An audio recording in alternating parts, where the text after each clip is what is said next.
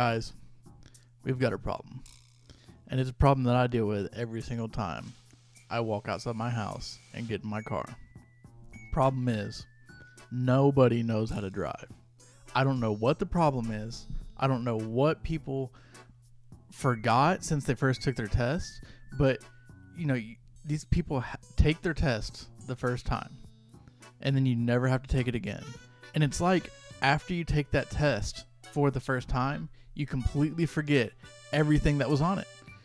I just don't get it. I mean, it's an inclusive test. You have to show that you know the laws, you know all the stuff you have to or supposed to do, and then you go and you practice for a while, and then you go and have a person watch you drive to make sure you know what you're doing with some of the most difficult maneuvers. You've got parallel parking and a 3-point turn and making sure that you can check all the boxes and you know what to do.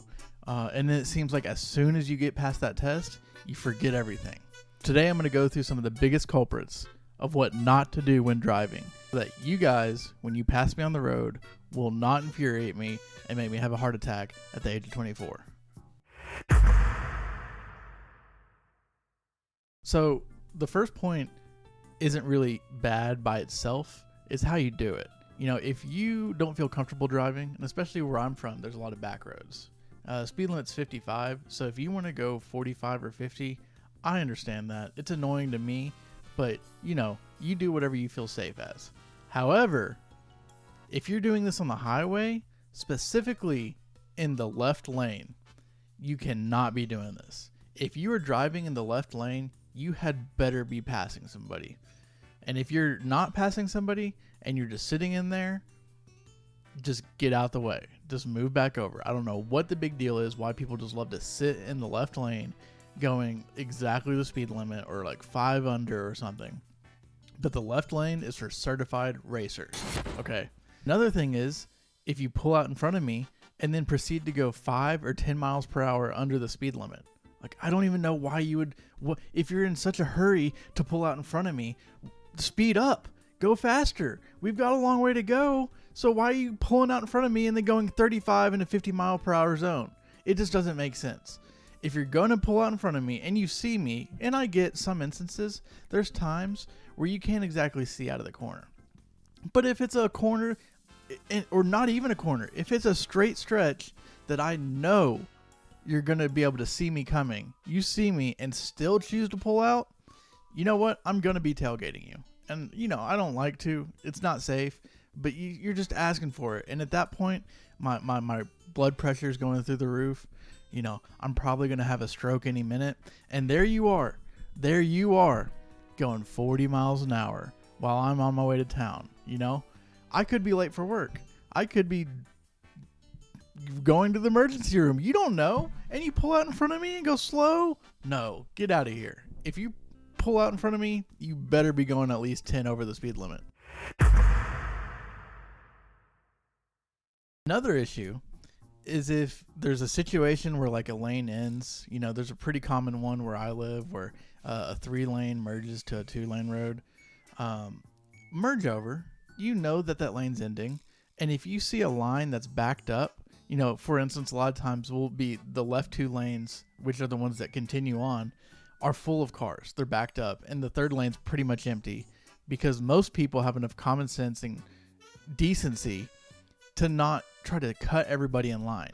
And this is always the worst, right after 5 o'clock. I'm on my way home from work. I'm ready to get home. I don't want to be in town anymore. And here we are. I'm waiting my turn in line. And it's always some Mercedes or BMW or, Lord forbid, I see one, a Porsche that just pulls right up through there trying to cut in line. Well, I'm not going to let you in. I'm going to be tailgating the person in front of me so bad that you just don't have a choice. You're either hitting me or you're waiting and getting behind me. But this is absolutely ridiculous. I mean, what makes you think that your time is worth more than ours? Even if it is monetarily, we're all people here and we're all waiting in line. Like, are you seriously so dense that you don't understand that we're waiting in line and you think, oh, this is an open lane? I don't see why there's a reason that it's open unless, I don't even know what you're thinking.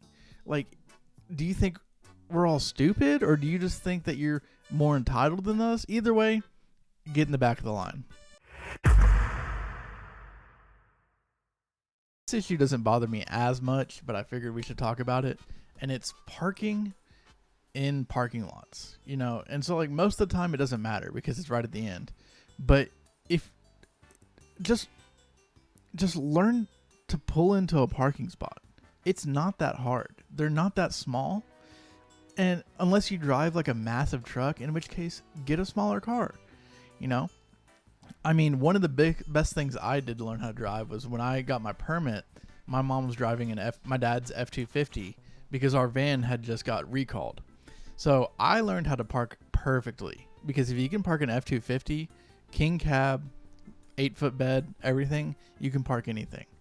However, I see people in tiny little smart cars and they are like on the line or something. I don't get it. How do you not able to pull in to a parking spot? It is so easy. And if you want to back in, there's these people that, I've got a good backup camera on my car, so I can pull up, turn around, and then back right in. Maybe adjust once if I'm a little bit on the line. There's people who will sit in the middle of the parking lot blocking traffic for like a minute and a half trying to back up to a parking spot. If you can't do it and it's busy, don't. Practice. I don't see how people have been driving for years and can't back into a parking spot. It's not that hard. I could do it within like a year. Do you just not want to learn, or I don't know. It's crazy. But if you're going to park, do it quick and do it in the lines. Nobody wants to see that guy who's taking up 2 or 4 parking spots, and I get it if your truck's a little bit bigger, but like park in the back, walk if you're going to take up 2 or 4 parking spots. I know sometimes it has to happen. I've been hauling a trailer and I have to take up a little bit, but you better bet that I'm parking all the way in the back and I'm going to take the long trek across the parking lot so that nobody else has to, because it's my fault. I'm the one that's stopping there with the trailer. I don't get it. The next one is one that I think infuriates me the most, and it's people using their turn signals wrong or not at all.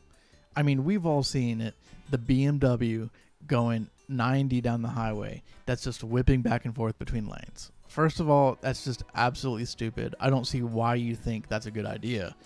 And second of all, like, what if I decide to turn into the same lane same time you do?